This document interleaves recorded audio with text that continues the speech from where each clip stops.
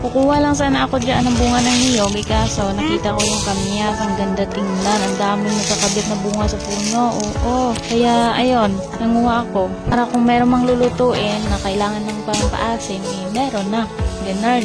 Makuha pa ko iba. Makuha pa ko iba.